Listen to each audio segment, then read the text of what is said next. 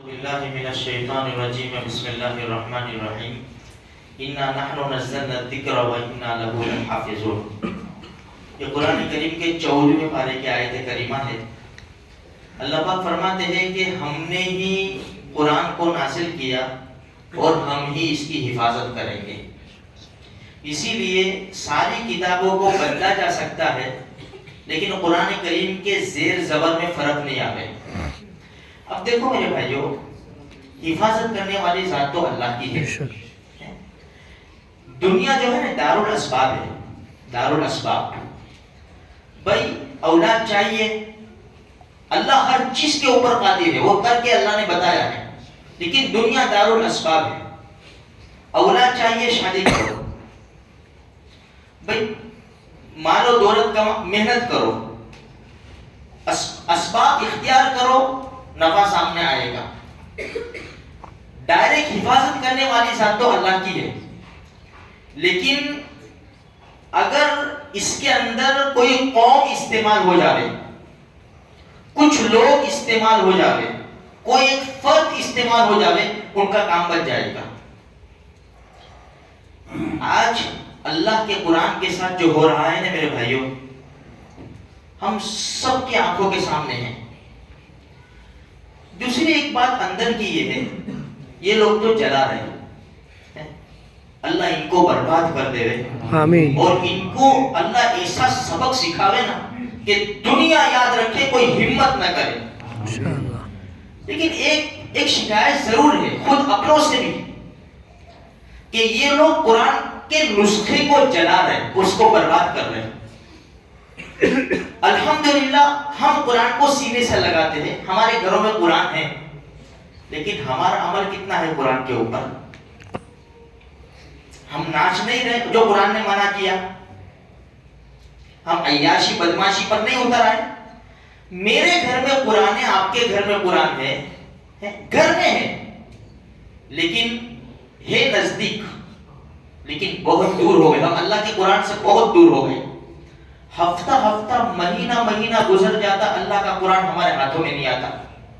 اس سے بڑی بدنصیبی کیا ہوگی کہ جو دنیا کی سب سے زبردست نعمت ہے، دنیا آخرت کی، اس سے ہم دور ہو جاتے ہیں۔ ان سے غیروں سے کیا شکایت کریں گے؟ ہم خود قرآن کے اوپر عمل نہیں کرتے، ہم خود قرآن کو دیکھتے نہیں۔ اگر کوئی غلط نسخہ دے دے نا، ادھر کی ادھر آیت کر کے دے دے ہوئے، زبر سے ادھر، آرام سے ہم پڑھ لیں گے، ہمیں پتا تھوڑی ہے کہ یہ قرآن صحیح ہے کہ غلط ہے۔ اس کی تفسیر میں، اس آیت کی تفسیر میں مفتی شفیع صاحب رحمۃ اللہ علیہ نے محمود رشید کے دربار کا واقعہ لکھا ہے کہ محمود رشید کے دربار میں ایک سال میں ایک مرتبہ علمی محفل ہوتی تھی، اس میں ہر ایک عالم کو اجازت، جو آنا چاہے آ سکتا ہے، تو بڑے بڑے علماء آتے تھے۔ یہودی بھی آ گیا ایک مرتبہ، بڑا لباس کے ساتھ، بڑا اچھے انداز سے، بڑی زبردست اس نے تقریر بھی کی، دلائل پیش کیے، سب کچھ ہوا۔ جب مجلس ختم ہوئی، محمود رشید نے اس کو بلا لیا کہ ادھر آ جاؤ۔ آپ کون ہو؟ مسلمان؟ کہا کہ نہیں۔ آپ یہودی ہو؟ کہا ہاں یہودی ہوں۔ تو انہوں نے کہا کہ اگر آپ اسلام قبول کر لیں تو میں آپ کو بہت بڑا انعام دے سکتا ہوں۔ یہودی نے کہا کہ میں اپنے باپ دادا کے دین کے اوپر زندگی گزارتا ہوں اور اسی کے اوپر رہوں گا۔ ٹھیک ہے، کوئی زبردستی نہیں کی، چلو۔ قرآن ہے لا اکراہ فی الدین، آیت الکرسی کے بعد ای قبل الاسلام، اسلام سے پہلے دین میں زبردستی نہیں ہے، اسلام سے پہلے اسلام لے آئے، ہاں اب زبردستی ہے، 5 نمازیں پڑھنی پڑے گی، اسلام سے پہلے کچھ بھی نہیں۔ تو محمود رشید نے کچھ بھی نہیں کہا۔ جب دوسرا سال آیا تو پھر وہ آیا، لیکن اس وقت اس نے جو دلائل دیے اور اس کا جو لباس تھا اور جو کچھ، سب مسلمان۔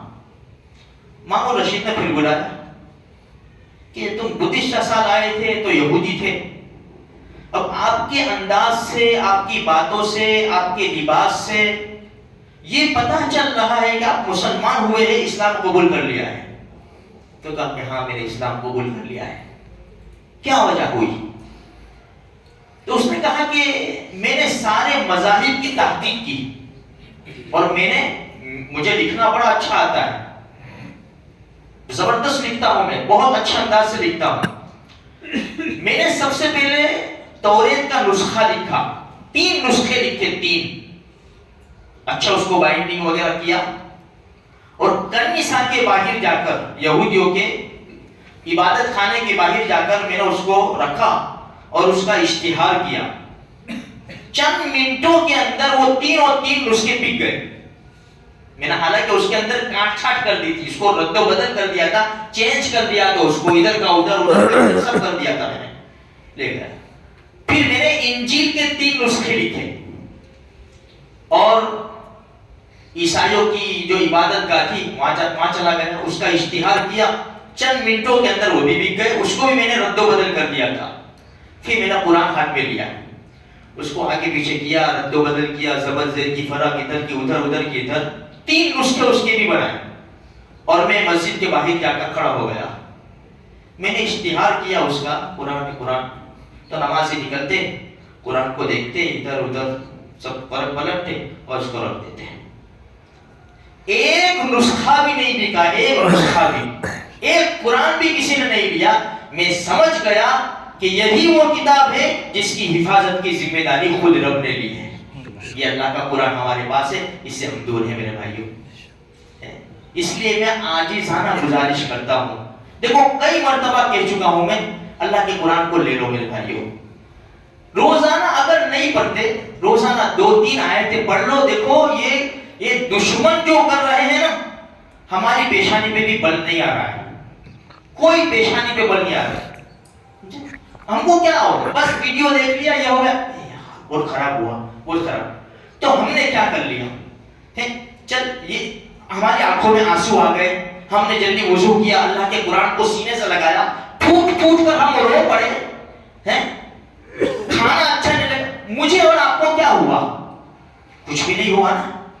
یہ اللہ کے قرآن سے دوری کی یہ علامت ہے، یہ کہ آج ہم کو 100 روپے کا نوٹ ہمارا گر جاتا ہے نا میرے بھائیو، 100 روپے کا نوٹ، یا بچے نے پھاڑ دیا اس کو، یا کھانے بیٹھا تھا اس کو پکڑ لیا، ہماری پیشانی پہ بل آئیں گے، اس کو بولیں گے 2 الفاظ، سمجھ پڑتی بیٹا کیا ہے، کتنی محنت سے کمایا ہے، تو یہ محنت سے نہیں آیا اللہ کا قرآن، 23 سال کے عرصے میں آیا، 23 سال کے، اور قرآن کیا کہتا ہے، اِنَّا سَنُلْقِي عَلَيْكَ قَوْلًا ثَقِيلًا، ہم تمہارے اوپر بھاری بھرکم بوجھ ڈالنے والے۔ جب وحی آتی تھی نا، سخت ٹھنڈی کے زمانے میں ہمارے نبی پسینہ پسینہ ہو جاتے تھے، صحابی فرماتے ہیں میرے ران کے اوپر نبی کا سر مبارک تھا، وہی شروع ہو گئی، اتنا دباؤ ہوا کہ قریب تھا کہ ران پھٹ جاتی میرے بھائیوں۔